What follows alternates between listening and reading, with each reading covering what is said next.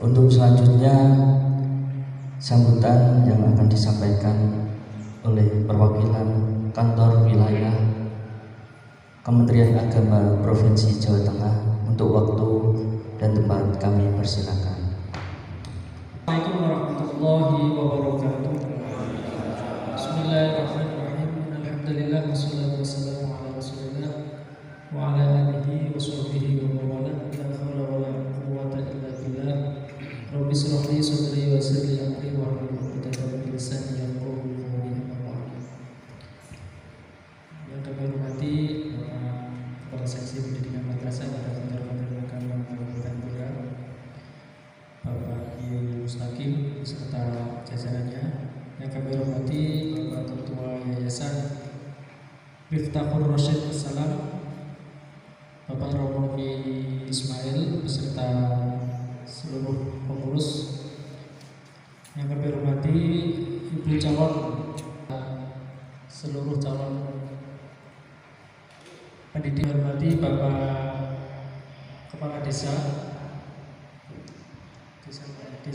Menden Rejo serta jajarannya, rangka verifikasi lapangan izin operasional pendirian madrasah Sanawiyah Miftahul Rasyid Assalam. Dua kalinya sholawat dan salam mari kita aturkan ke junjungan baginda Rasulullah Muhammad SAW.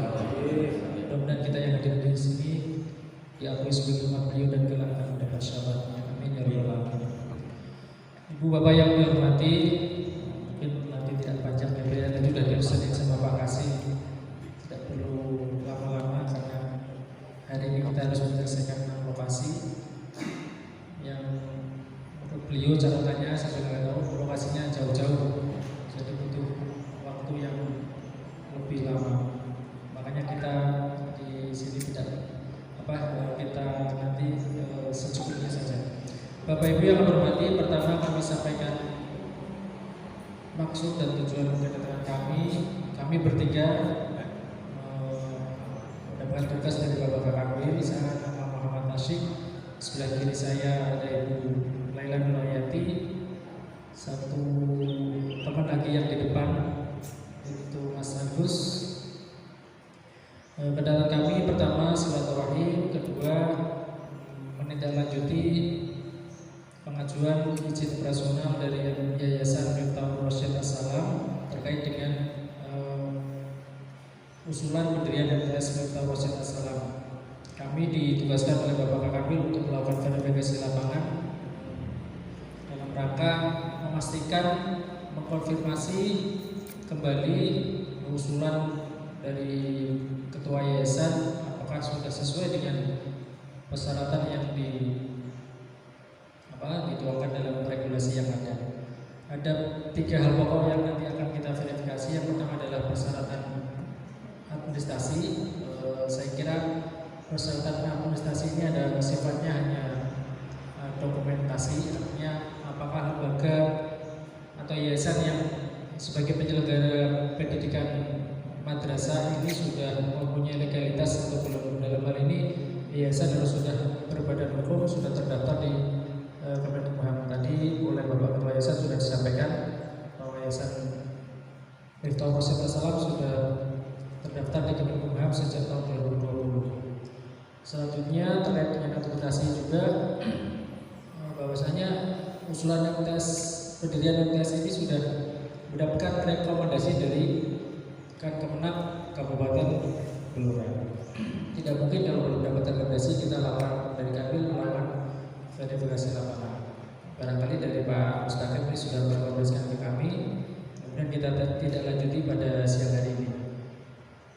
Selanjutnya yang terpenting lagi juga yayasan sebagai penyelenggara harus membuat surat pernyataan Bapak Ibu kesanggupan untuk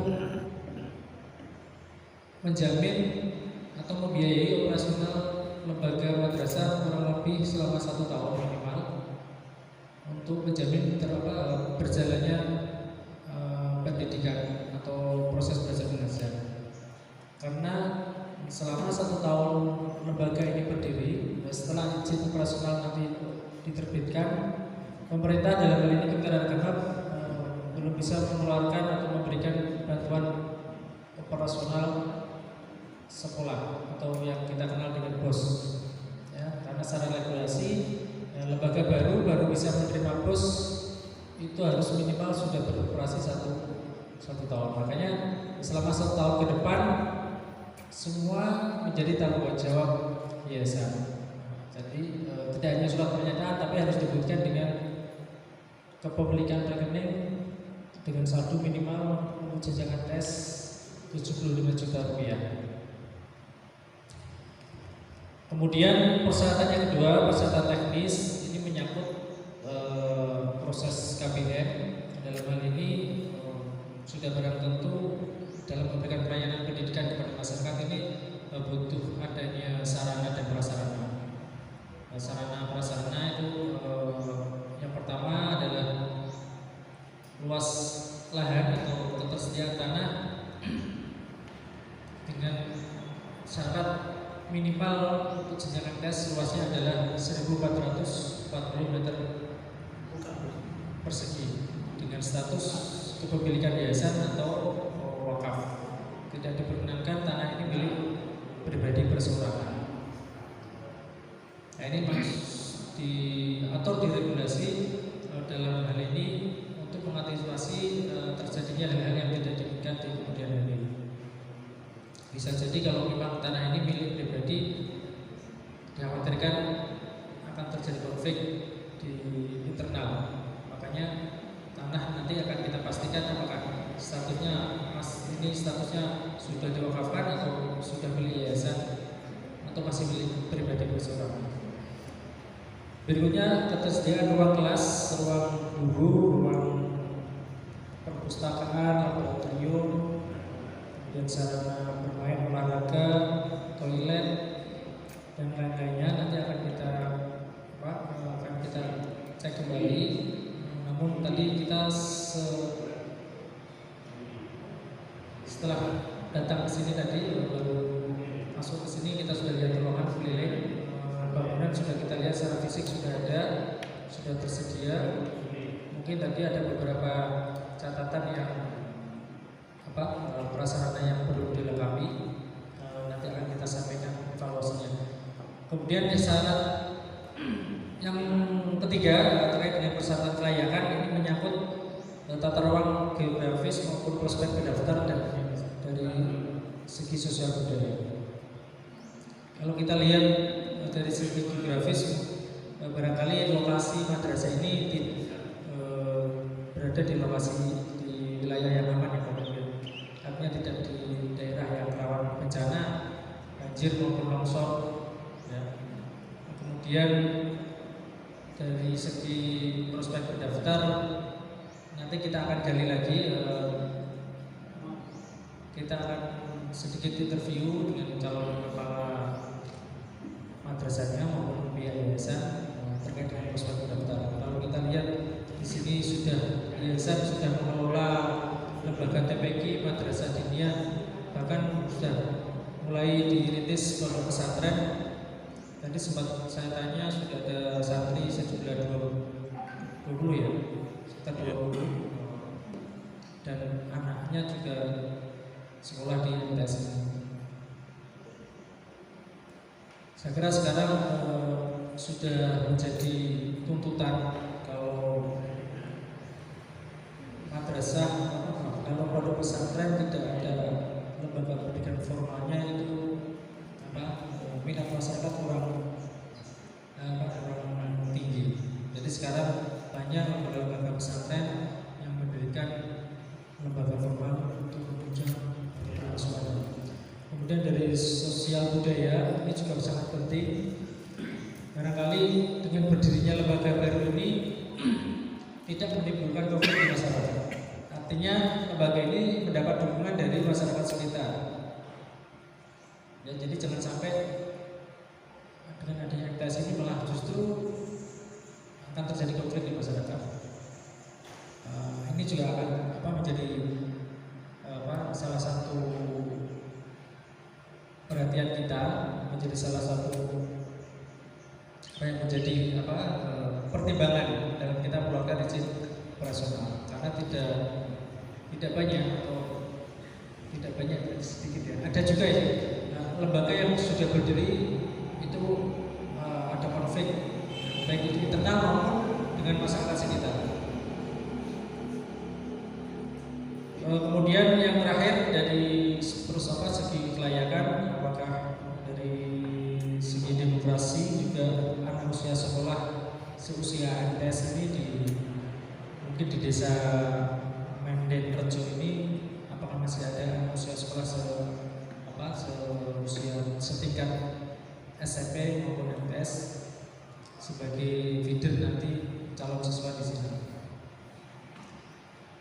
Saya kira itu 3 hal pokok nanti yang akan kita konfirmasi kembali kepada pihak yayasan, karena kita perlu memastikan kembali bahwasanya sebelum SK itu dikeluarkan, karena yang menandatangani adalah Bapak Kanwil, jadi beliau butuh memastikan lagi apakah sudah benar-benar sesuai dengan persyaratan yang disyaratkan di Peraturan Dirjen Pendidikan Islam nomor 1385 tahun 2014 yang menjadi 3 syarat pokok tadi yang sudah kita sampaikan.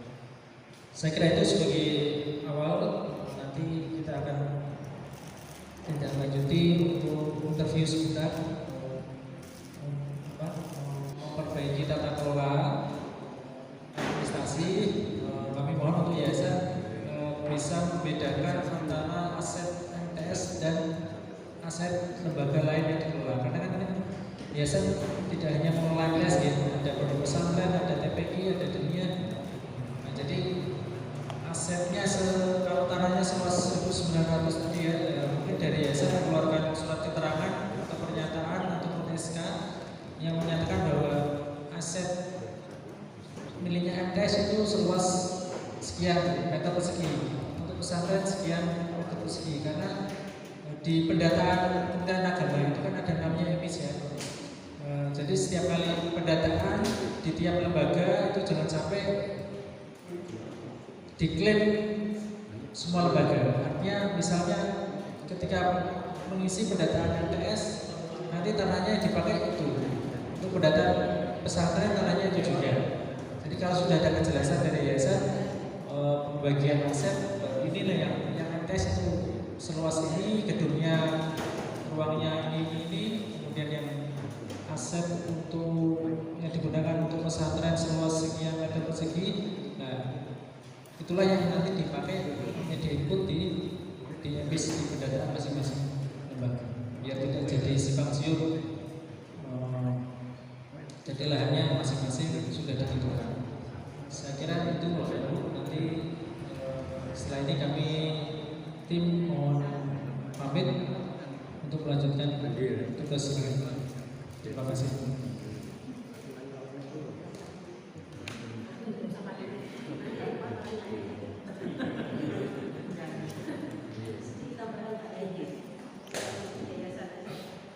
Untuk ruang terus tadi kan masih kosong ya.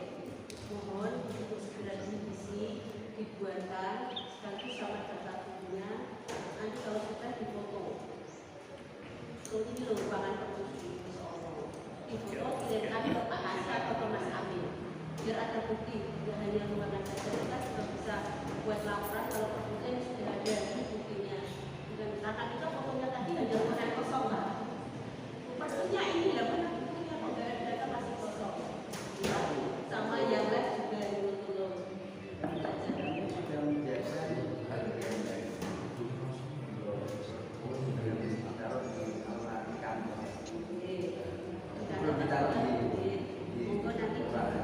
dibenahi di ruangan yang ada tulisannya perusahaan